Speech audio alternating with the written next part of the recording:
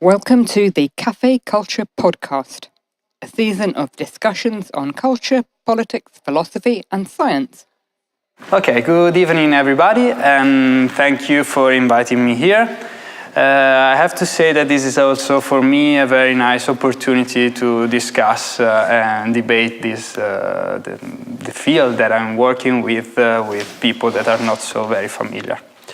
So before I enter into the details of the main topic of the talk, let me first introduce you what are some basic concepts of this scientific field.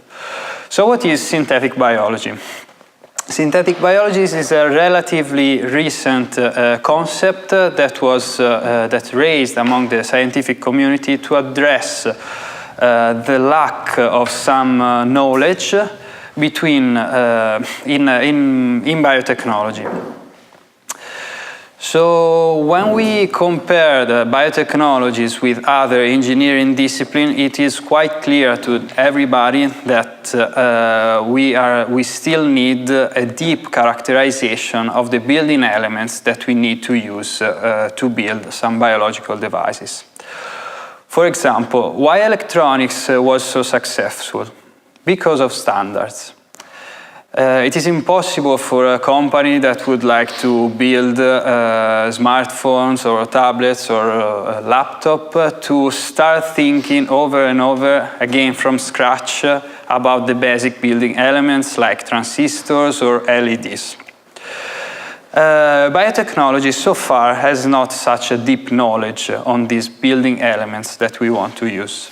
But this is something that the community gathering around the idea of synthetic biology is working so far.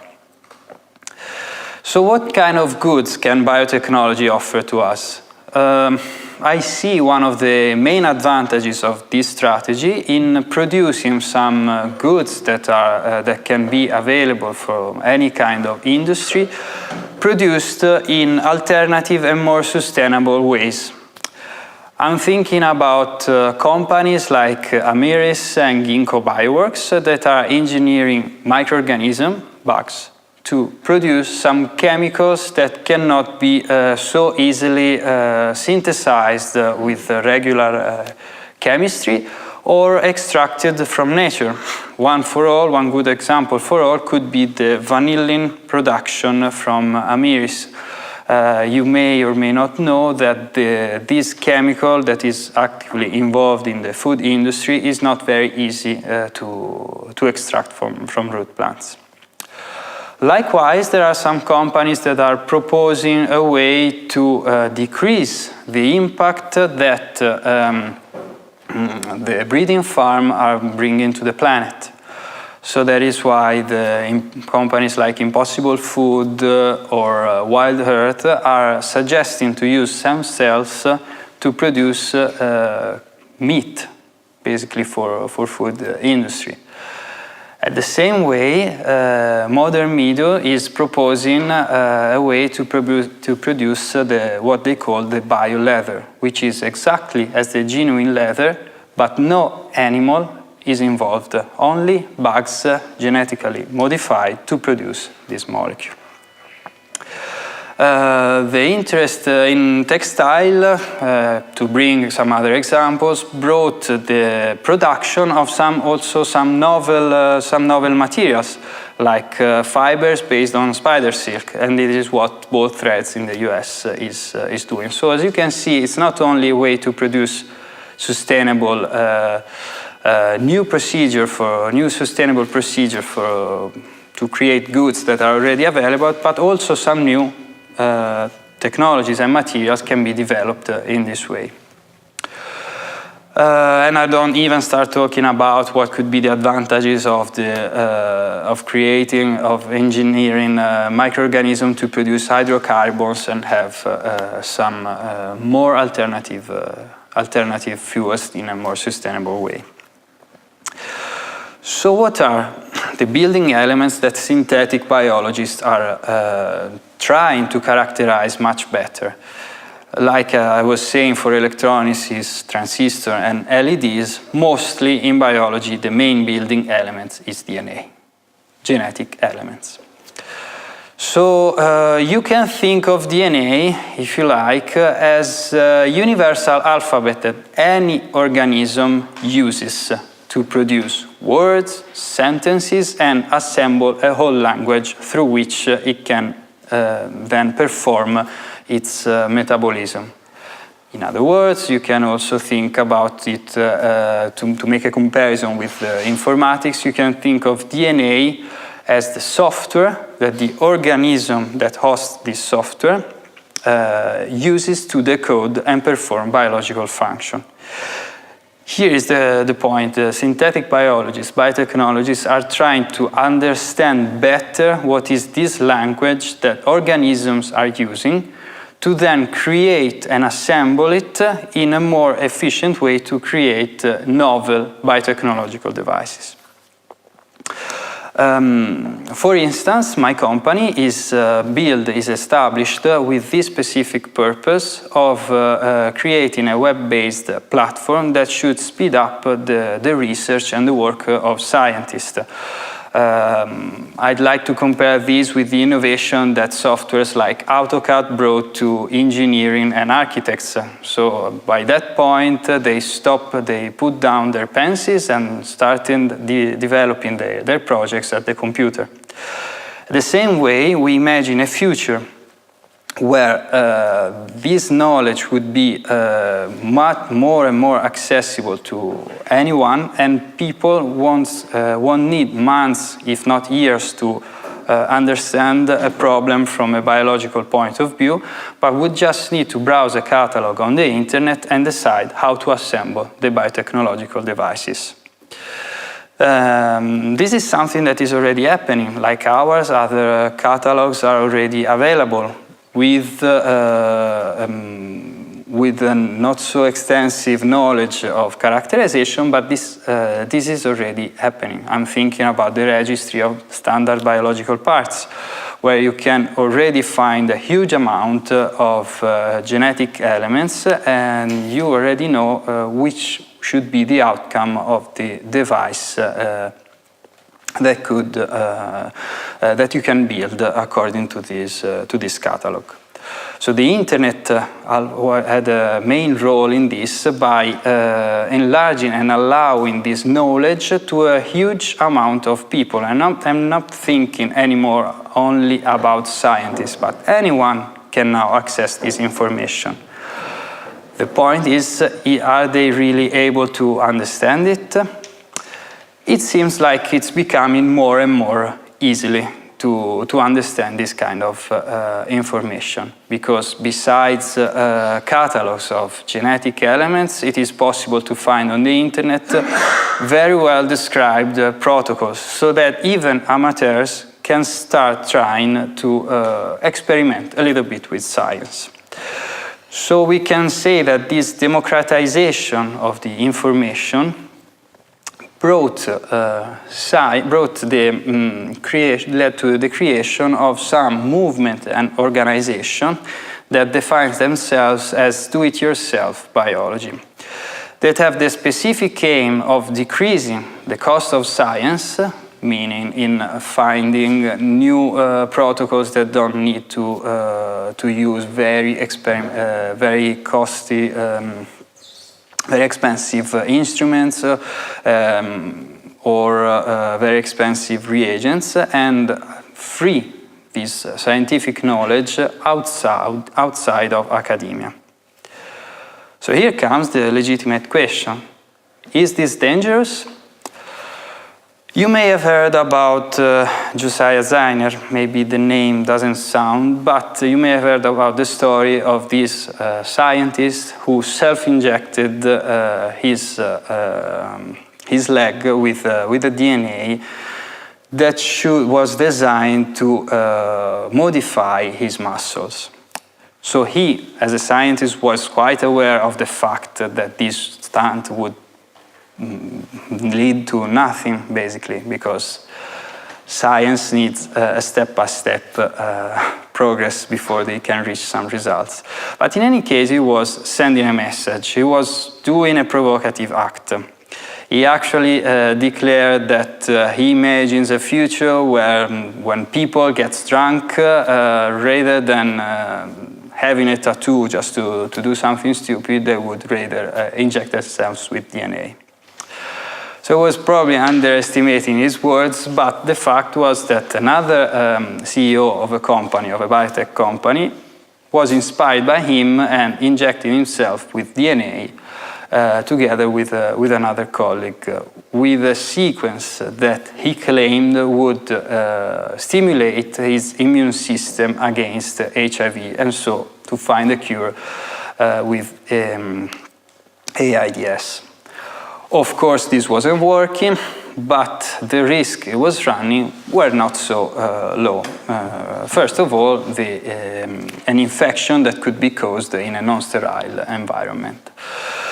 So, you probably, I don't know if you heard about also the story of a paper, of a scientific paper that came out at the beginning of this year. It was basically describing and detailing a protocol to build and assemble a horse virus from scratch.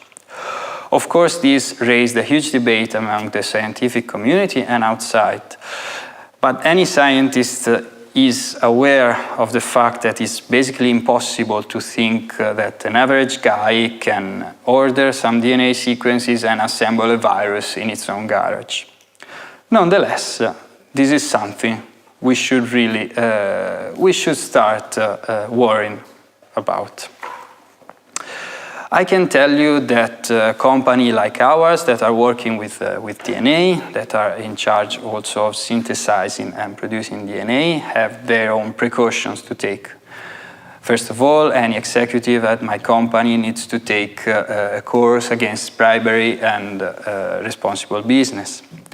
Then we are not allowed to sell DNA outside of registered enterprises or educational institutions.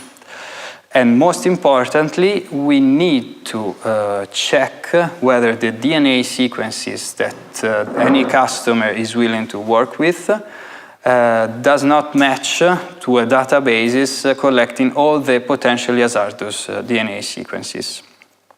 This is something that also the BioBricks Foundation is doing. They recently signed an agreement with the purpose of collecting a series of DNA sequences that may be of interest for the majority of scientists, but not only, also for amateurs. Again, before synthesizing and sharing this kind of sequences, they will apply a screen for the check of the potentially hazardous sequences. Nonetheless, these organizations that I was telling you before, the DIY biology organizations, find their main mission in sharing the knowledge outside the academia. So their purpose is to have amateurs approaching science. So what do we do? How do we address this problem? So far, the Food and Drug Administration doesn't consider experiments like the one I was telling you before about Josiah Zayner as illegal.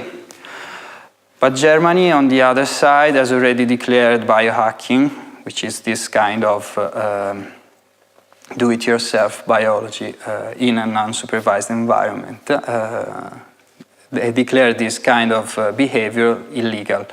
And they are preparing a law, for which we don't know yet the details, a law preventing any people self-injecting their DNA. It is not possible to sell GMOs if not among educational institutions or companies. But you can still have some DIY companies selling DNA and a kit to genetically modify organisms. The Odin, the company run by Zayner, is selling a kit to edit human DNA, but they claim this is not to be used for themselves, for humans. But who is going to really forbid them?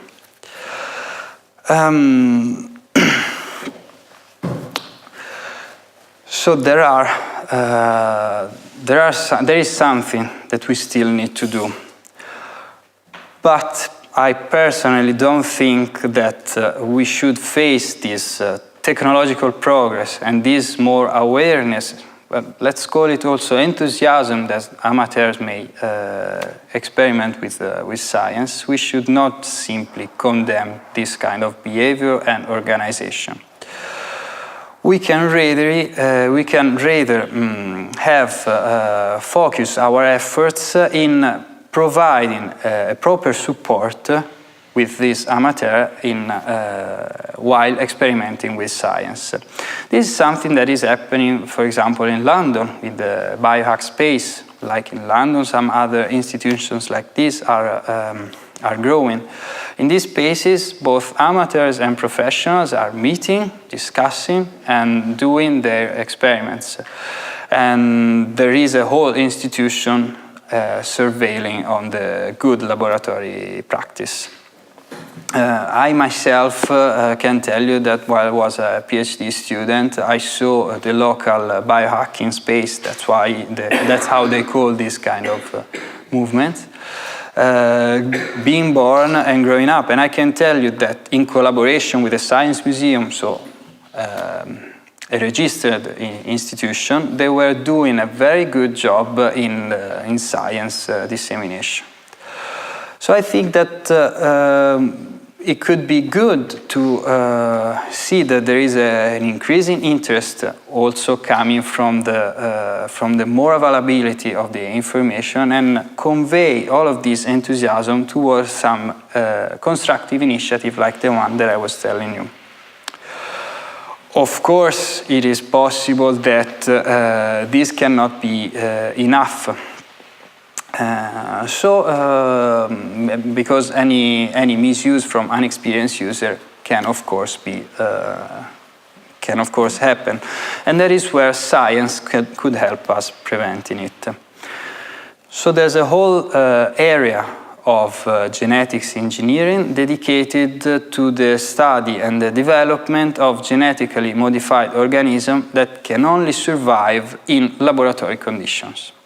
This is called auxotrophy, and this word basically means the fact that the organism you're working with, the bug that you want to modify, can only grow if you supply one element for the survival and reproduction of this organism.